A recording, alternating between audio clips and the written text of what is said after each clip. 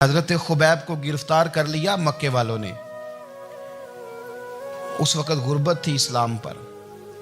मक्के में सारे लोग इकट्ठे हो गए और चौक में फांसी देने लगे हजरत खुबैब को। कहना आसान है, करना बड़ा मुश्किल है। बंदा जेल में उलझ जाए तो मैंने बड़े बड़े सियाने लोग माफ़ियाँ मांगते देखे, बड़े बड़े लोग कहते देखे हैं कि ये काम बड़ा। कैद तन्हाई बजाते खुद एक मुसीबत है।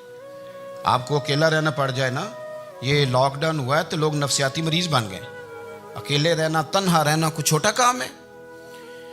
हजरत खुबैब अकेले और मक्के का दौर और चारों जानिब काफर, और चौक में जब फांसी पे लटकाया जाने लगा तो अबू सुफियान बोले और बोल के कहने लगे, यार बंदा कोई काम करके बड़ा पछताता भी है कि यार नतीजा क्या निकला। तो माज़अल्लाह आपका भी नतीजा तो फांसी है, तो आपका क्या ख्याल है।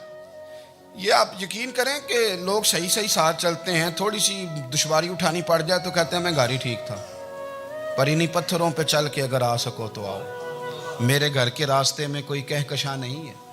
लोग ना मीठा मीठा खाना चाहते हैं, थोड़ा कड़वा आ जाए तो मुसीबत बन जाती है। कहते हैं सारे ही फलाने से प्यार करेंगे तो मैं करूँगा, सारे मुखालफत भी करेंगे तो हम इंशाल्लाह प्यार ही करेंगे। ये क्या बात हुई कि हम ज़माने का रंग देख के चलेंगे। अब बाद लोग पछता रहे होते हैं। हजरत खुबैब से कहा, अबू सुफियान ने अभी कलमा नहीं पढ़ते थे, कहने लगे तू इस वक्त फांसी पर लटक रहा है और तेरे नबी मदीने में और आराम में, और उनके सहाबा आराम में, अहले बैत घर में। तेरे ज़हन में अगर इस वक्त यह बात हो कि इस वक्त तेरी जगह पे वो होते माज़अल्लाह, तो फिर क्या होता। मजमा गैरों का, इलाका गैरों का। ये टाइम आया था अब नारा रिसालत लगाने का। अब टाइम आया हजरत खुबैब ने नारा रिसालत लगाना है, पर लगाना किस तरह है कि काफिर याद रखें। हजरत खुबैब से कहने लगे अगर तेरी जगह हुजूर होते तो फिर तेरा क्या ख्याल है माज़अल्लाह। तो हजरत खुबैब कहने लगे तुम अभी भी नहीं समझे। ठीक है, मैं मक्के में अकेला हूँ, सारे लोग मदीने में हैं, पर मैं पछता नहीं रहा, मैं तो फ़ख्र कर रहा हूँ। मैं फ़ख्र कर रहा हूँ इसलिए कि चोरी करके जान नहीं दे रहा, मदीने वाले की इज्जत पे जान दे रहा हूँ। मैं फ़ख्र कर रहा हूँ। फरमाया सुन, तू कहता है तेरी जगह हुजूर होते और तुम उन्हें यहाँ माज़अल्लाह फांसी पे लटकाते। फरमाया सुन, मैं तो ये भी पसंद नहीं करता कि मैं घर में बैठा हूँ और मेरे नबी को हल्का सा कांटा भी चुभ जाए। हमारा अपने नबी से मोहब्बत का रिश्ता है। एक कांटा भी हुजूर के कदम मुबारक में चुभे हमें बर्दाश्त। मजमा उनका था, नारे लग रहे थे, हमने मुसलमान पकड़ लिया। लेकिन हजरत खुबैब ने अकेले, अल्लाह करे आपको मेरी बात की समझ आए, अल्लाह करे आपको समझ आए, अकेले जब फांसी के तख्ते के करीब नारा लगाया ना कि मैं तो कांटा भी नहीं चुभने दूंगा अपने नबी को, अब सारे हार गए। अब उस एक जुमले ने ना इनको शिकस्त खुर्दा कर दिया। अब बोल कुछ नहीं सकते थे, गर्दनें झुक गई। और जब सन्नाटा छाया तो अबू सुफियान साथ वाले से कहने लगा बाकी सारी बातें अपनी जगह पर हैं, पर असहाबे मोहम्मद से प्यार तो बड़ा ही करते हैं ना। और वो कच्चा रंग ललारी वाला जेड़ा चढ़दा ते लैंदा रहिंदा, ए इश्क तेरे दा रंग मुहम्मद चढ़ जाए फेर नहीं लैंदा। कहा यार प्यार तो ये करते हैं ना, इसमें कुछ शक वाली बात। इस प्यार से काफिर डरता है। नबी पाक के साथ जज्बाती वाबस्तगी, हुजूर के साथ गुलामों का जज्बाती रिश्ता, और नबी पाक सल्लल्लाहु ताला अलैहि वसल्लम की आमद पर तशक्कुर के जज्बात।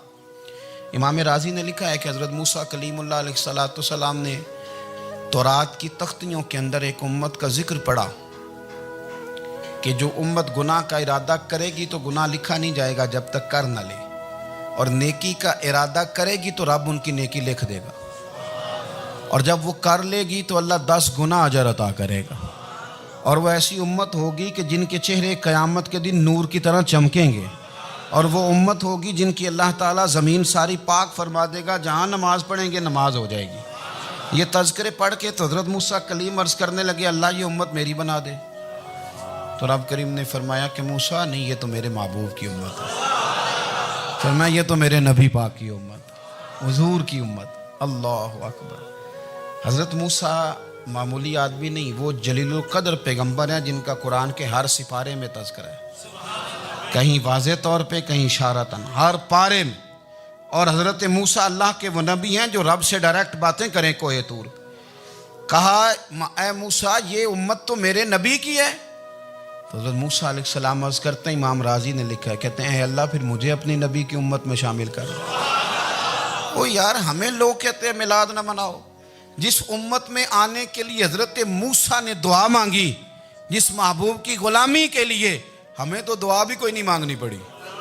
अल्लाह ने फजल से ही मदीने वाले का गुलाम बना दिया। तो हम हुजूर के तज़किरे ना करें, हम तशक्कुर ना करें, हम नबी पाक सल्लल्लाहु अलैहि वसल्लम की नात ना पढ़ें, हम हुजूर के आने पर जश्न का इजहार ना करें। हर वो जायज़ तरीका जिससे इजहार खुशी हो सके वो मिलाद पे करना चाहिए, और उसके लिए असबाब बनाने चाहिए।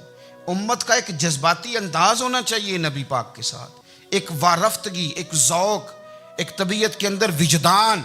नारा मतलब इस तरह ना हो कि बस चल रहा है काम। मैं नहीं हूँ कायल, मैं कहता हूँ पहले तो कोई लगाए ना, और फिर नारा जब लगता था ना तो मुसलमानों के यहाँ नारा लगता था तो बड़े बड़े लोग कांप जाते थे। सूफिया ने लिखा है कि हज़रत उमर ने जब कलमा पढ़ा ना तो 39 बंदे कलमा पढ़ते थे। तो नबी पाक ने रात को दुआ मांगी, ऐ अल्लाह उमर को मुसलमान करके इस्लाम को इज़्ज़त दे।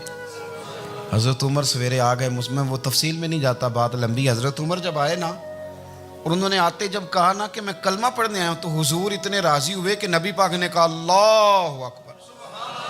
तो सहाबा ने नारे लगाए अल्लाहु अकबर, अल्लाहु अकबर।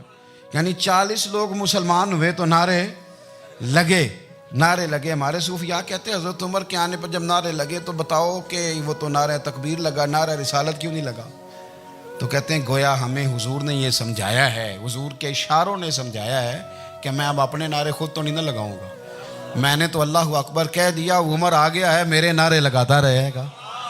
नारे लगेंगे। हज़रत उमर ने पहले दिन ही कहा कि हुजूर आप सच्चे रसूल हैं तो छुप छुप के नमाज क्यों पढ़ें? शुरू हो गए नारे, हुजूर आप सच्चे हैं तो छुप छुप के नमाज का क्या माना हो? तो हुजूर ने फरमाया तेरा क्या इरादा है? हुजूर सारे नहीं, एक मैं, एक अमीर हमजा, एक लाइन के आगे वो लग जाए, एक के आगे मैं लग जाऊं, और बाकी मुसलमान जितने हैं कुल 40 थे, पीछे 18 19 बचेंगे। तो एक लाइन में वो हो जाए, एक में आगे, एक में अमीर हमजा हो, एक में मैं हूं, तो देख लेते हैं ये हमें नमाज कैसे नहीं पढ़ने देते।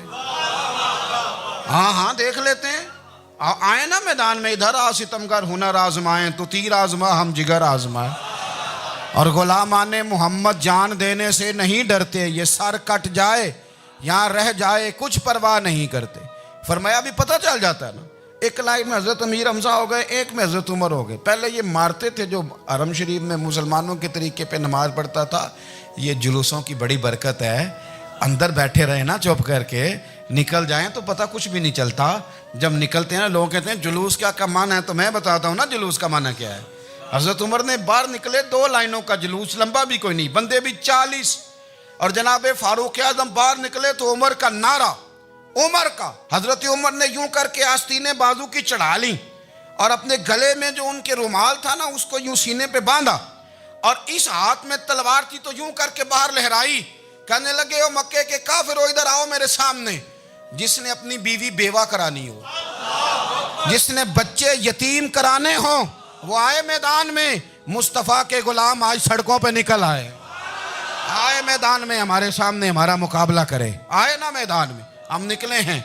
अब हम यहाँ काबे में एलानिया नमाज पढ़ेंगे, हम पढ़ेंगे, ताकत है तो आओ ना हमारा मुकाबला करो, आओ। कुफर बजाते खुद बहुत बड़ा झूठ है, और झूठ के पैर, बस 2 बंदे निकले तलवारें लेके आगे आगे, तो फिर हज़रत उमर ने एलानिया नमाज पढ़वाई खाना काबा। तो मेरे भाई रसूलुल्लाह सल्लल्लाहु अलैहि वसल्लम के ग़ुलाम तो जब नारा लगाते थे तो हो ही कमाल जाता था। फिर बरेली के इमाम बोले, कहने लगे पेश हक मुजदा शफात का सुनाते जाएं। हुजूर क़यामत के दिन आगे आगे ना, हमारे आगे आगे खुशखबरी देंगे, कहेंगे तुम फिक्र ना करो, आ जाओ मैं तुम्हें बख्शवाता हूँ, मैं तुम्हारी सिफारिश, आ जाओ पीछे पीछे। हुजूर न पेश हक मुजदा शफात का सुनाते जाएंगे। यकीन करें बरेली के इमाम को भी बड़ा ही रंग आता है बयान करने का। कहने लगे आप रोते जाएंगे, अल्लाह को मनाना है ना हुजूर ने, कहते हैं पेश हक मुजदा शफात का सुनाते जाएंगे, आप रोते जाएंगे पर हमको हंसाते जाएंगे। बाग़े जन्नत में मुहम्मद मुस्कुराते जाएंगे, फूल रहमत के गिरेंगे हम उठाते जाएंगे, और हश्र में होगा हमारा दाखिला इस शान से हम या रसूल अल्लाह का नारा लगाते जाएं। हम या रसूल अल्लाह का नारा। इमाम राजी कहते हैं हुजूर ने एक रुक्का पकड़ा छोटा सा, एक बंदे को लोग दोज़ख में लेके जा रहे हैं। अच्छा मुझे एक बात बताओ, फैसला पहले हो गया है, अल्लाह के सामने हुआ है और फैसला हो गया और तय हो गया कि दोज़ख में जाना है। वो करीब पहुंच गए दोज़ख के, तो हुजूर ने देख लिया और बताया किसने? हज़रत आदम ने। हज़रत आदम कहने लगे हुजूर वो आपके गुलाम को दोज़ख में ले जा रहे हैं। नबी पाक आगे गए, क्या पढ़ते हैं हमारे भाई? हुजूर ने मुझे उनसे छुड़ा के छोड़ दिया। नबी पाक सल्लल्लाहु अलैहि वसल्लम आगे गए, फरमाया इधर आओ, कहाँ लेके जा रहे हो? अल्लाह के सामने फैसला हुआ है ना, फरिश्तों ने किया है ना। फरिश्ते को किसी से बदध्यानती तो नहीं ना करते, फरिश्तों ने जो किया ठीक किया है ना। क्यों लेके जा रहे हो? सोनिया गुनाह ज़्यादा है, नेकियां थोड़ी हैं। फरमाया मेरे सामने तोलो। किसी फरिश्ते ने नहीं कहा कि सोने माज़अल्लाह हमको बेईमान है, हमारी कोई इससे जिद चल साडा को बनना सान जाए दे नाल। भाई मेरा मतलब है सही तोला है, फैसला है, फरमाया दोबारा तोलो। गोया रब भी फरमाता है जैसे मेरा महबूब कहता है वैसे ही कर। और कोई नहीं, दोबारा तोल लो, कोई हर्ज नहीं, तोलो ना दोबारा। फरिश्ते दोबारा आएंगे, उन्होंने दोबारा तोला, एक पलड़े में नेकियां, एक पलड़े में गुनाह। अब वो गुनाह फिर ज्यादा निकले तो नबी पाक ने ना जेब से इतना सा रुक्का निकाला। रुके का भी कोई वजन होता है, वो हुजूर ने नेकियों के पलड़े में रख दिया, नेकियां बढ़ गई। फरिश्ते भी चुप कर गए। चलो भाई जन्नत में।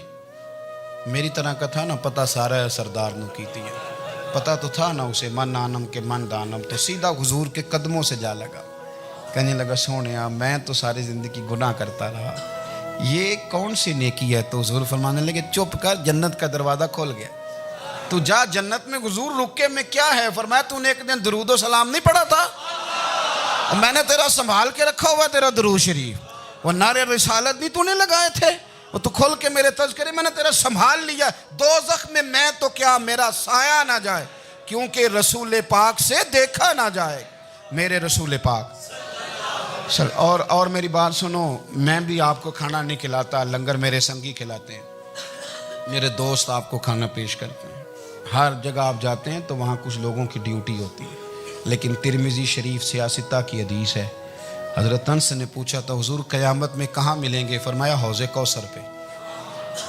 हुजूर वहाँ अनस पानी पिलाएंगे कि बिलाल पिलाएंगे कि सुहेब पिलाएंगे? फरमाया नहीं, उम्मत प्यासी आएगी तो मैं अपने दस्ते मुबारक से पानी पिलाऊं। हुजूर वहाँ ना मिले तो फरमाया पुल सिरात पे आना, उम्मत गुजरेगी तो मैं रब्बे सल्लिम की दुआएं करूँगा। तो आला हज़रत फरमाते हैं जब हुजूर दुआ कर रहे हैं तो डरने की ज़रूरत क्या है? खुदा की रज़ा चाहते हैं दो आलम, खुदा चाहता है रज़ाए मोहम्मद, रज़ा अब पुल से वज्द करते गुजरी कि है रब्बे सल्लिम दुआए मोहम्मद सल्लल्लाहु। तो हुजूर वहाँ मुलाकात ना हुई तो फिर इस हदीस को भी ये हदीस मजबूत कर देगी।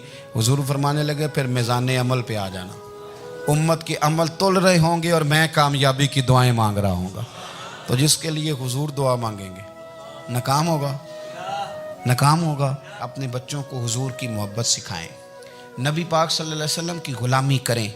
आपका रिश्ता नबी पाक के साथ मजबूत होना चाहिए, आपके ताल्लुकात हुजूर के साथ मजबूत होने चाहिए। और आपने दाएं बाएं नहीं देखना कि प्रोपेगेंडा क्या है, लोग क्या कह रहे हैं। लोगों को देख के जो लोग रास्ता बनाते हैं वो पीछे रह जाते हैं। आपने ये देखना है कि मेरा हुजूर से निस्बत का ताल्लुक मजबूत है, कोई किधर जा रहा है इससे हमें कोई ताल्लुक। इस वक्त आलमी हालात क्या हैं, कौमी हालात क्या हैं, मुआशी हालात क्या हैं, जर्नलिस्ट क्या कह रहे हैं फलाने के, हमें इससे गरज नहीं है। हमें तो इतना पता है कि हमने अपने नबी को राज़ी करना है। तो इसलिए खूबसूरत महाफिल का जिक्र करें, खूबसूरत दुरूद शरीफ पढ़ें।